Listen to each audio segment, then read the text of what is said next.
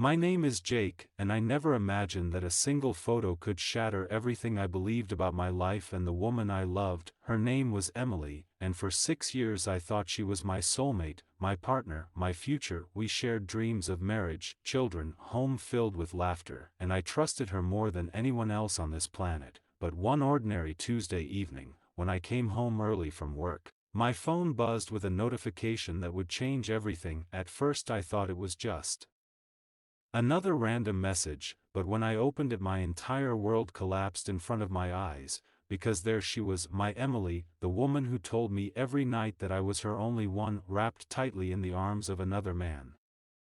And not just any man but Michael, my best friend since college, the guy who stood beside me through every storm, the man I trusted like a brother. My heart dropped into my stomach, my vision blurred with rage and disbelief. How could they do this to me? How could they both lie to my face for so long? Every laugh we shared, every late night talk about loyalty and trust, every casual hug suddenly felt like poison running through my veins. I stared at that picture for hours, zooming in, looking for any explanation, any sign that this was a mistake, but it wasn't. It was real, and the betrayal cut deeper than anything I had ever experienced. I threw my phone against the wall, then picked it up again just to look at the image one more time.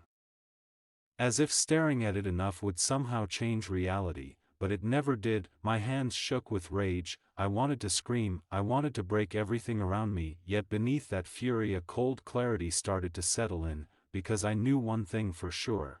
If they thought I would quietly disappear, they were wrong. They had underestimated me, and I was going to make them regret it, not through violence or chaos but through precision, through patience, through a plan so sharp it would slice through their fake smiles and expose the rot underneath. I swore to myself right there in that empty apartment that Emily would feel the pain she had given me multiplied tenfold, and Michael would understand what betrayal really costs. Because my revenge was no longer just an idea, it was my purpose. It was the fire that would keep me alive while every piece of my heart burned to ashes inside my chest, and from that night forward I was no longer Jake the devoted boyfriend. I was Jake the man who had nothing left to lose, and that makes me dangerous.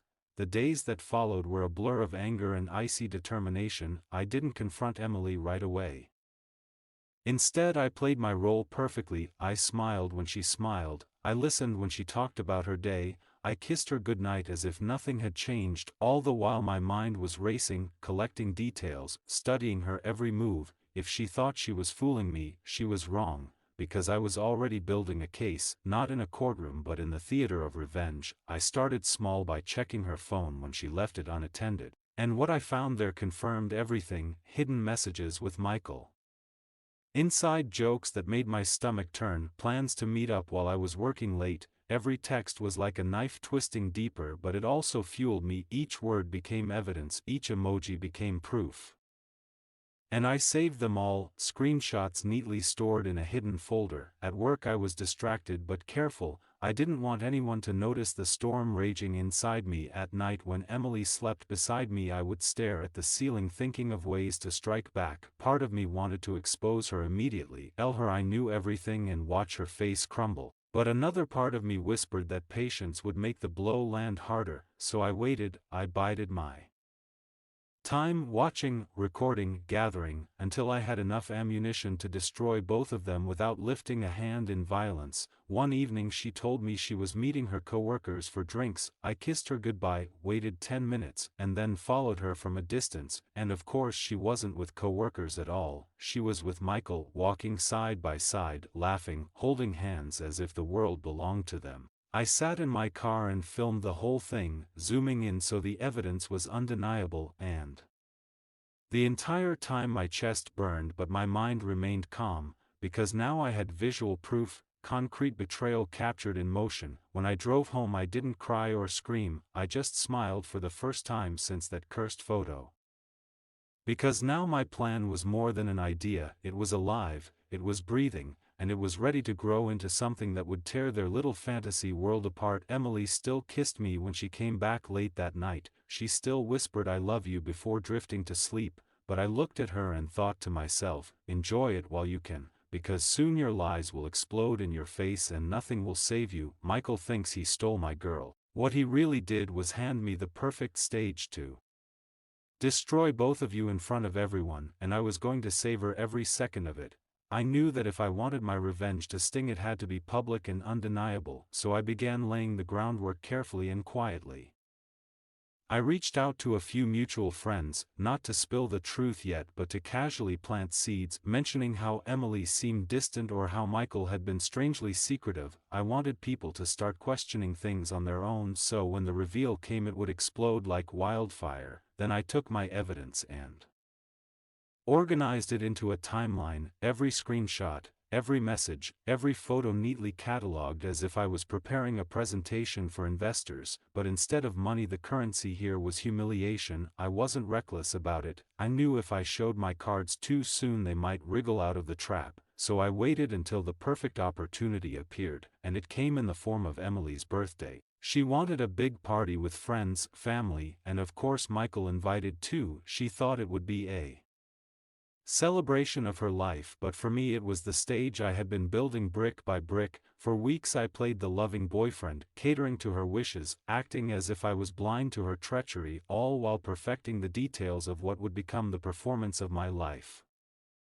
I rented a projector, pretending it was for a heartfelt slideshow of our memories together, and everyone believed it because why wouldn't they? After all, I had always been the guy who adored Emily, the man who would move mountains for her, so nobody suspected that behind my calm smile was a blade ready to cut her carefully curated image to pieces. When the night of the party arrived, the house was full of laughter. Emily glowed as people hugged her and handed her gifts. Michael lurked in the background, trying to act casual, but I caught the smugness in his eyes. He thought he had everything under control, that I was too naive to see the truth, but he had no idea the storm that was about to hit. As the evening moved on, Emily asked me if it was time for the surprise slideshow.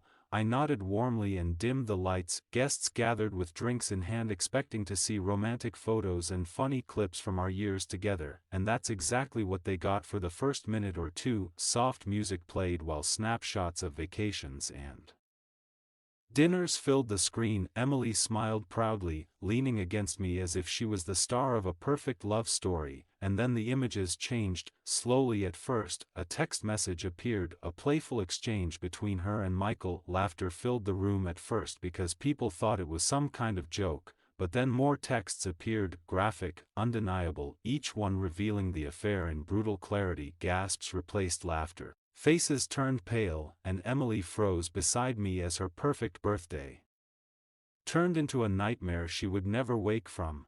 The room went dead silent as the next slide appeared, a photo I had taken of Emily and Michael holding hands outside that bar, clear enough that nobody could deny what it meant.